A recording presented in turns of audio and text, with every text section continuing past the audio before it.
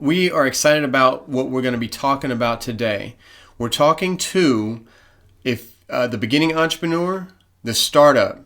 If you're in the startup phase, if you're planning a business, or if you're currently in a business, you can be at any stage or phase of your business. You could be at the 250K level, you could be at the $500,000, the $1 million, you could be at the multiple $1 million level. What we're going to talk about today, is relevant to everyone at all stages. Are you ready for inspiration and insights that spark your imagination and explode your entrepreneurial dreams into a highly successful business and a purpose-filled life? Then you should join the movement. The new generation of founders, entrepreneurs, and CEOs who've burned the bridges of the status quo and are passionately pursuing their destiny. But instead of blind ambition that results in mediocrity, we use strategic, direct response, and digital marketing strategies that work like alchemy to attract more leads, more sales, more profits. And while so many small business owners and self-employed professionals get stuck in the 24/7 grind, we apply smart business automation that frees us up to work on our business and not just in it. Finally, while too many spend their days fighting an endless tirade of fires and living under stress, anxiety, exhaustion, and frustration, we build integrated life plans and fill our daily schedule with significance and deeply held values. We use our financial prosperity and strategies for wise living to enjoy what everyone wants but few achieve, life autonomy. Welcome to the Life and Launches podcast. I am your host, Anthony Obi. And I'm your host, Crystal Obi. You're going to love what we have to share in today's episode. Let's get started. At all stages, there is multiple different marketing strategies that should be utilized and planned out and prioritized in your business. And a good mixture of marketing strategies is what businesses need to really thrive. I think sometimes that's the big problem, is that you need a mixture of business strategies and marketing strategies, but then you also can get overwhelmed because there's so many strategies. That's right. And so that's why many times people come to a marketing consultant or something, because they're like, okay, I have this goal. I heard this possibility over here, but how do I actually make this happen where I'm at, where I'm coming from, with the resources that I have, and where I'm trying to get to? That's right. Would you like to learn a way to generate multiple six figures with no money, no risk, and very little time? If you answered yes to that, then what we have to share is relevant to you. Now, the rule of this game of entrepreneurial success, of getting rich from scratch, and when we say get rich, this does not at all insinuate, we don't mean get rich quick. But the process of building a $1 million, multi-million-dollar business from scratch, the number one rule to doing that from a marketing perspective is having and getting in front of a big, highly targeted, captive audience. That is your key. Like, that's the number one thing that you want to do in order to generate sales, is to get in front of a big, highly targeted, captive audience. That is how you can go about making money fast. Yeah, I think so. A lot of times people put so much emphasis on what their product is going to be, and fixing their product and making their product bigger, better, badder, all those kinds of things. And they don't put enough time and energy into getting, growing that list, growing that audience. And when we say audience, we mean you may not even have a list. You really just need to, this episode is about getting it down to the core of, you're trying to get a result, and what do you need? And that means you need an audience. And an audience does not always mean list, because a list can be, on email or, in different formats. It could be offline, it could be online. That's a whole other conversation that we will talk about in another episode. Yeah. But the point of the matter is when people get this dream and this idea in their head, and they're like, wow, they see people getting these crazy results. They see people taking their business from one level to the next. And then they wonder, how they can do it themselves, or they wonder why it's not working for them when they are trying. And then they go on this path of looking for solutions. Well, we like to tell people the truth. We like to be like, hey,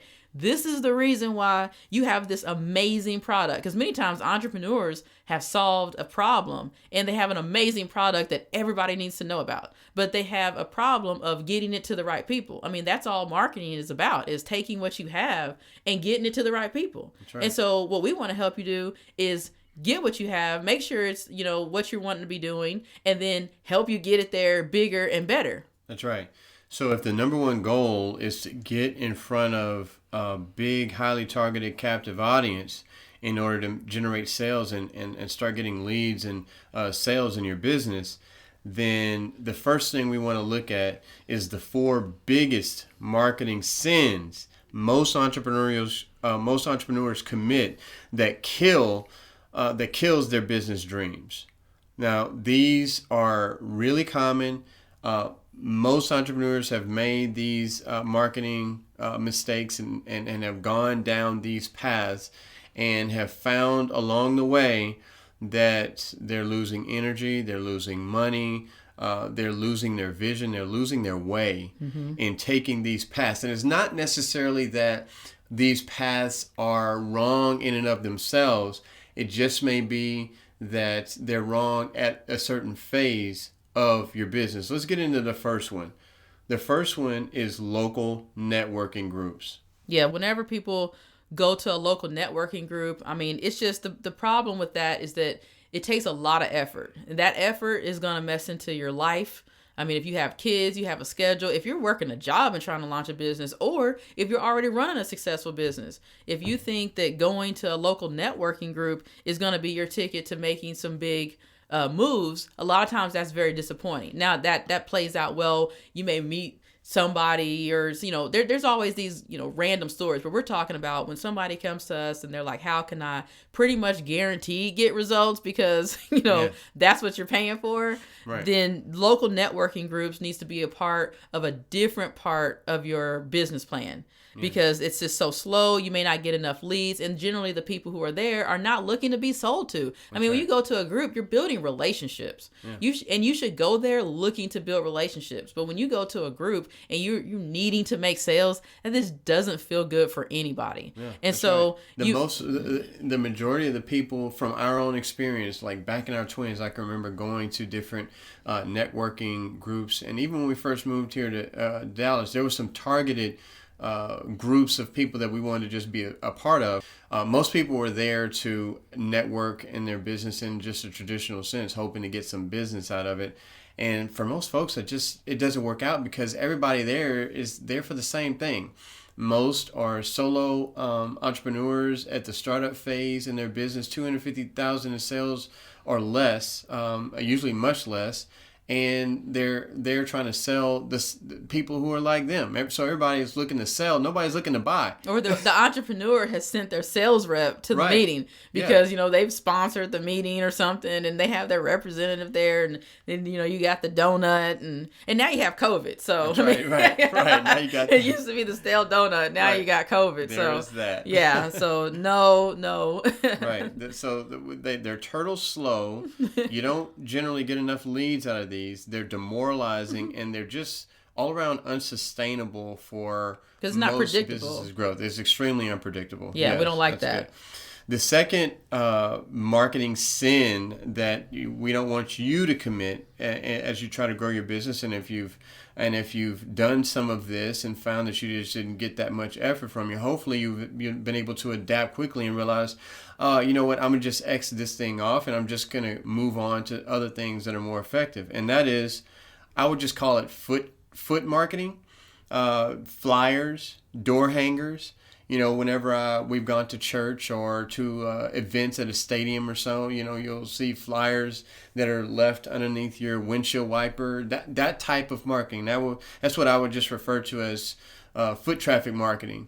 Door to door. You're literally beating your feet to put flyers, to place flyers and door hangers and that type of thing to generate sales. Now, there's an industry or two that this works really pretty well in, and that is the roofing industry. We've helped companies that have been in the roofing industry where they know that a hailstorm has been in the area on X day of the week last week, and so they're now going to target. They have technology. They have apps that they can use to target those zip codes where hail damage has happened, and they'll then go and do foot traffic. They are advertising a free advertising a free roofing estimate. Well, if you're in a business like that and you're selling a service that it can end up generating, 20 to 50 or more $1,000 in revenue, then doing this foot traffic sort of method of marketing could be quite effective for you in general, as well as home services in general. And whenever they do it, though, they've tracked it. I mean, this is like Right. industry standards. Right. I mean, most people, if they're listening to this, they know whether they're in an industry where this is like a standard, Right. like this is what you do and it works. Yeah. Like when this hits, go do this. And they do it in certain areas. Whenever Mm-hmm. the roofers do the hail damage stuff and everything, they always do it in areas that have hail damage. Right. They don't just, go to Target and put flyers underneath everybody's car. That's right.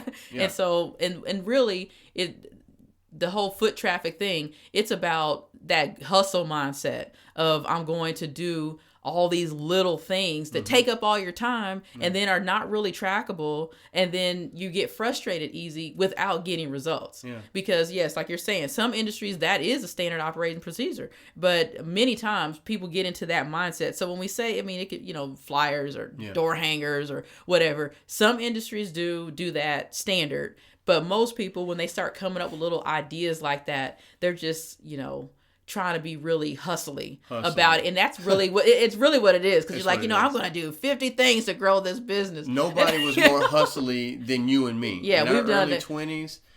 We owned a local home services business. Boy, we tried this marketing strategy, and we realized quickly that's not where we got the best. But results. we got results. We got some but results, because we were tracking and testing, we Yeah. knew where it was a better use of time. That's right. And so that's what we're talking about here. That's right. So number 3. Paid online ads. Now, paid online ads can be a way to just completely explode your business. That's right. At the right time. At the right But time. the right time means you have the money to do it. You have a converting campaign that you've already tested. And, there's, specific areas that you need to have set up in order for paid ads to work. We love paid advertising. That's right. I mean, it's magical, but it can be the detriment of your whole entrepreneur vision if you are in it at the wrong time. Yeah, and in fact, most of the clients that I work with are come to me asking to build a digital marketing funnel that incorporates paid online advertising. It incorporates Facebook ads. It incorporates Google ads. It incorporates native ads. It incorporates Instagram ads.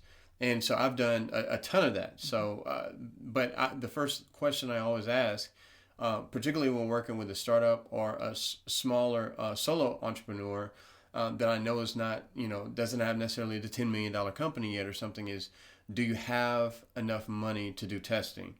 And in general, if you can spare and if you can live without, and if you are not emotionally attached to losing, I don't want you mad at me, right? Yeah, I mean, Yeah, but if you can spare, if you have $2,000 for 3 to 6 months to spare, so what's that? 2 times 6, $12,000 or so that you're willing to use for testing in Facebook ads or Instagram ads or whatever, then I'm sure that we can get you a conversion going.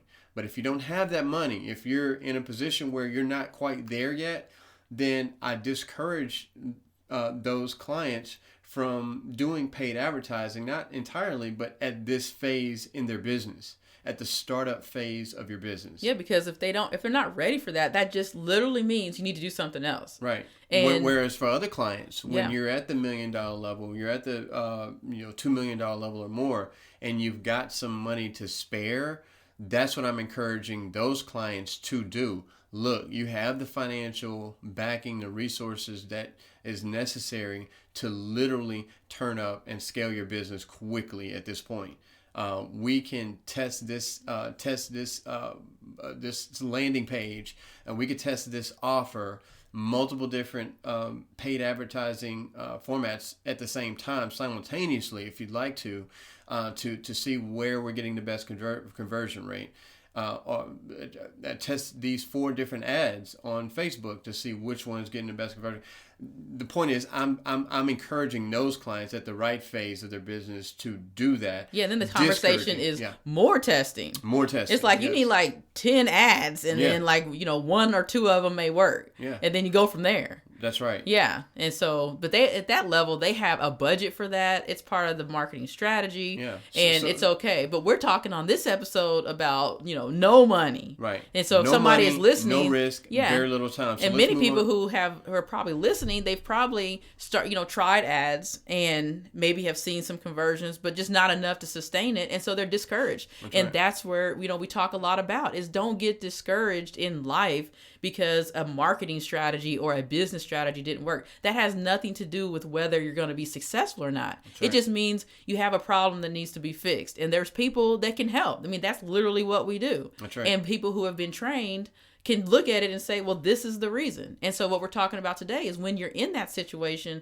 of you're looking for ways to have, no money and, very little time and no risk. Well, then this is what you want to think about. That's right.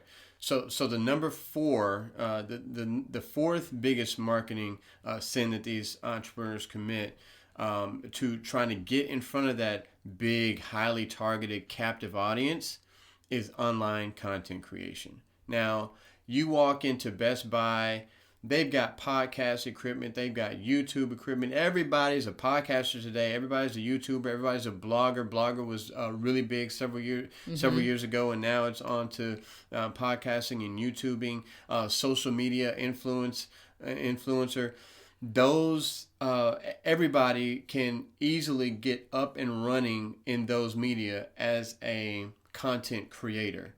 However, if you're at the wrong phase of your business development, this can actually be detrimental to you because online content creation is very time consuming, and most people don't have strong enough marketing strategies that they're incorporating into their content creation or into their overall plan to actually get to the money fast enough. Mm-hmm. So that's why you'll have, something, I don't know what the number is on you as far as YouTube channels, but there's hundreds of millions of YouTube channels out there. And yet there's not that many. It's more common these days, but it's not relatively a large number of people who are making significant income from their YouTube channel. Yeah, there's a specific place in your marketing strategy for your online content creation. And as far as, bringing in actual money, it can be great whenever you have your audience. Yes. And so I think what's so funny is I remember we were part of 2 different groups. In one group, everybody was getting, people had like 100,000 people a month. And this was back in the day when, like SEO was not as popular as it is now. And so 100,000 people a month coming in, but they didn't know how to monetize their traffic. And then you had people over here and they were like 100% on conversions and could make great offers, but they had no idea about how to get traffic. Yeah. And so it was like, if we could just like merge the two, then everybody could get paid. And these people over here, they're creating just the best content ever. Yeah. And it's like, oh my goodness, they're giving away better free stuff than some people are selling. They literally, this group of online marketers literally spent over a year just developing great content and did a great job at bringing in traffic and honing in a highly engaged audience. But they spent all of their time, all of their energy on that aspect, and so they had no energy left on even considering monetization. How to make money from all this traffic they were getting in, coming in daily. Yeah, and I think that has to do with some, personalities. Some people are really, really great at giving value when it's for free. And then when you're like, okay, we're going to have to pay for this, it's like the brain just shuts down. Yeah, it's like, hold on. Yeah. Temperament, right? Yeah. And so we've seen that a lot. It's like, and so those are great businesses to work with because it's easy to go in from the outside looking in and say, hey, you got all this great stuff. Now we can make offers and all that. But many people, that's the whole point. Like, content creation is great, but there is a cost to that. And the cost, even if it's cheap, like it's just starting a blog or a website or a YouTube channel, yeah, it's free and cheap as far as starting it, but look at the time that you would have to be investing in that. And that's what a lot of creators run into, is they're like, man, this is a lot of work. It looked easy. Well, of course it looked easy, because, you know, the people who are really great at it make it look easy. That's right. And so we like to tell people that, just the truth of it, that it's going to be an actual investment, and the investment with content creation is just the time. You need, if you commit to something, you need to be there 2 years from now. Whereas like with the online ads, the problem is, you know, you can get quick results, but it's going to take a lot of money. So we're trying to help people whenever you don't have a lot of time, or you don't have a lot of money, or just don't want to spend it. You may have it and just don't want to use it for that. You got something else you want to do. That's fine too. And so that is the conversation here. So that's what we've talked about first. We've talked about the things that you want to sort of avoid at when you're looking to do a very specific type of marketing, a very specific type of money generating. And that is, again, the emphasis of no money, no risk, very little time. If you're looking at very little time, you don't want to look at online content creation. If you're looking at no money marketing and no risk marketing, then you don't want to think about doing paid advertising, paid online ads at this point. If you want very little time involved and want to save yourself a lot of headache and heartache, then you want to avoid the local networking groups and the foot traffic. All those things are fine in other scenarios. Now, let's move on to how we can, because you wonder, okay, so what do you guys suggest? How can we get to that big, highly targeted traffic, captive audience fast? Yeah, because that sounds expensive. Right. Number one thing we recommend? JVs, joint ventures. Yeah, finding the people who already have the audience that you want, which that takes working on figuring out who are you even trying to reach. And then you want to figure out who's already serving that audience, who's already talking to them, who already has their ear, who already has their trust, who already is working with them, and how can you work together. Now, we're assuming here that you have something to sell. That's a whole different conversation. You have an offer. But partnering up with someone can be one of the best ways to cut through a lot of that and reach an audience of people who already have shown they want what you're selling. Yes, that's right. Crystal, you know, as a direct response copywriter and marketer, I've been able to just get associated with just a few key people over the course of these 15 years. And without working on my own website and building traffic and all of that stuff, I could just stay behind the scenes and just focus on serving clients by just aligning myself up with a few key people in a joint venture relationship, because they're bringing in and they're targeting entrepreneurs who all need the service that I provide. And so me just stepping into the room, I've been able to step out with literally 6 figures lined up worth of work in the next year sort of period. With just that action alone. Yeah, because when you look at a JV relationship, you're looking at a relationship. Yeah. If you have an entrepreneur that has an audience because that's what they do, they're looking to serve. I mean, entrepreneurs are looking to serve their people. They're trying to stay in business, being about helping people. Mm-hmm. And so whenever you have a service that can help their people, you're helping them. That's right. And so you have to always think about JVs as a relationship. It's not just I want to go in and get some business or whatever. It's what room do you need to be in to be able to help more people, and they can help you too. It's a really great setup, and it feels really good, because whenever people get, entrepreneurs get groups into the room, and then they are like, well, now I have a new problem. Well, the main entrepreneur may not have the answer. So they need other trustworthy people in order to serve them. And so that just is, a really huge way to where you don't even have to advertise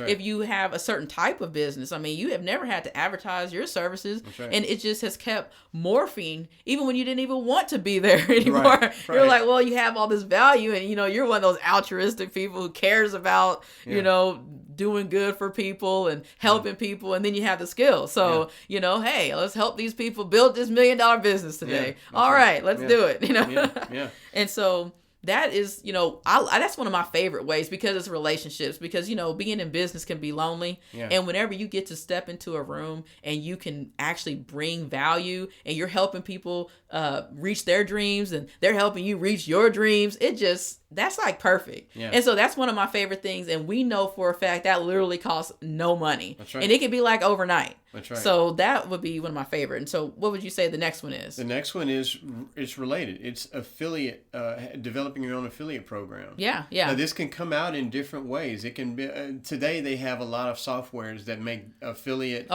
marketing promotion extremely easy. I mean, it's just really hands off. It's intuitive. I mean, it kind of makes me upset sometimes. Right. So, but I'm like, okay, we sound like those old people are like, back in my day, you know. Yeah. And so, but yeah, because affiliate marketing now, they have apps for everything, all the things we used to dream of doing to make the relationship so easy to facilitate. Right. And so creating your own affiliate marketing program can be a great way that doesn't cost a lot. The only cost would be how complicated you make it. I mean, so we've, worked with companies, and it's like huge networks and things, but we're talking about the simple, just the actual relationship part. Yeah. If keep it at that level. Yeah, that's right.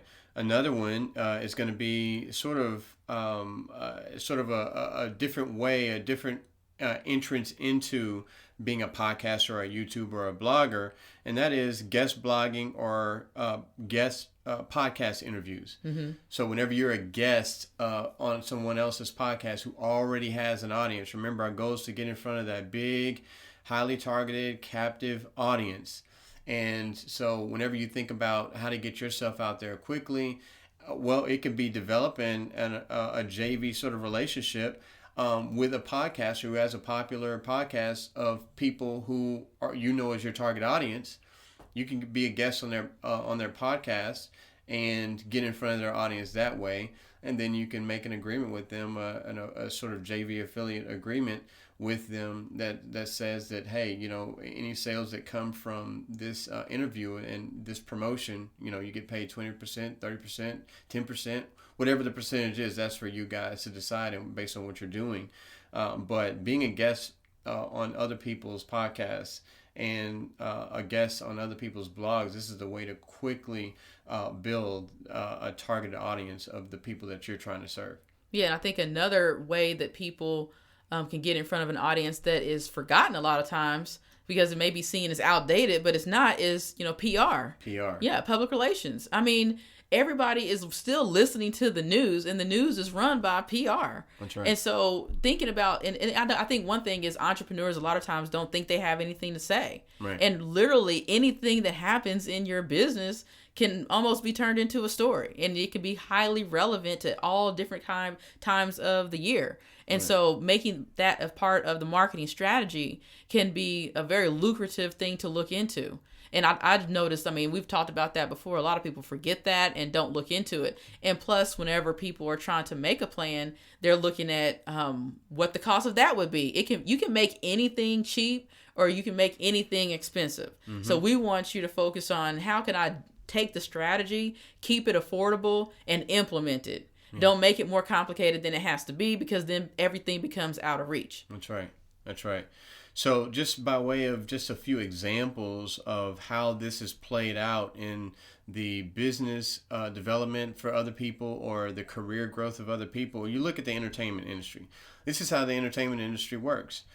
New talent gets on, shows like The Voice. They get on shows, on various shows, top talents, scouting shows, and or new talent is able to sort of hop on someone, a top recording artist record, or a new talent gets on a movie that we already know proven stars are going to be acting in. And now, they gain an audience by just getting on this movie or just getting on this record or just getting on this show. They gain an audience that way. Well, that's them using this strategy, and it just seems like that's just the way that industry works. But we're looking at it and we're witnessing that happen, and we need to focus on how we can utilize that same sort of thing in your business and our businesses and what we're doing.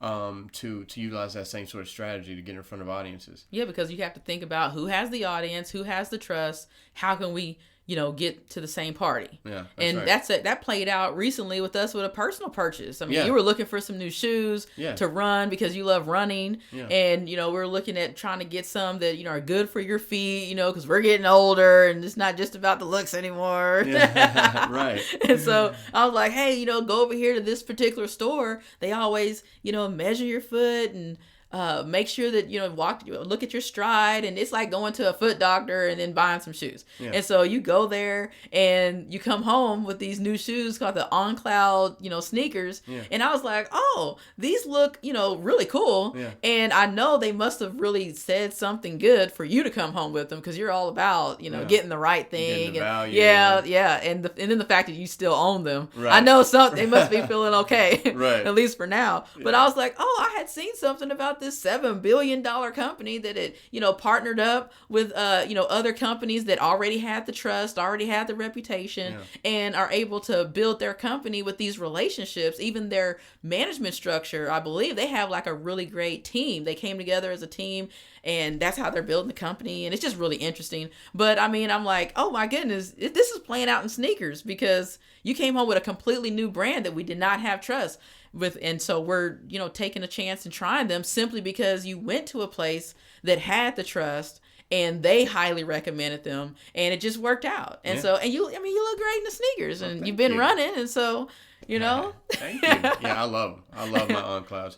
So this plays out. So you see how it plays out in the entertainment field. You see how it plays out in at a bigger business level, in retail, and retail. And this plays out in anything you could be doing. We've used this strategy before. One JV relationship that we've had was utilized to generate $250,000 in sales. Yeah, I mean, we literally came up with that idea, put together a campaign within 6 weeks, and it brought in $250,000. That's right. I mean, and so we literally have done that ourselves, and as well as helped so many entrepreneurs who either have their business or are starting something new. You have to be able to see your assets that you already have and how can you utilize them to get where you want to go, quickly. That's and right. so, and if you have I a work business, with, as you know, I've had one particular client that was at the $3 to $4 million level in his business. And literally his whole business was made up of probably 10 to 15 good affiliates. Oh, yeah, I know who you're talking about. Yeah, he had 10 to 15 good affiliates. And that was the number one thing that was working to generate several $1 million in course dollars, course sales, and membership sales in his company. Yeah, I think that was like a $20 million company, if I remember correctly. Yeah. I remember you talking about. Yeah, so, okay. Yep, so that works really well. So, guys, this is something that you should really consider as you move forward and look to utilize marketing that can generate big dollars, no money, no risk, very little time. Now, I want you to stay tuned for the next episode. Most employees and entrepreneurs work too hard for too little. In the next episode, we're going to reveal a framework you can use to align your most marketable strengths to the maximum income potential that supports and cultivates the lifestyle that you've been dreaming of. Listen, you're not going to want to miss out. See you next time. Thanks for listening to this episode of the Life and Launches podcast. If you like the show, join our mission of inspiring a new generation of entrepreneurs. You can help us by leaving a 5-star review, sharing what you like about the podcast, and then tell friends and family about this show. Be well, and we'll see you in the next episode.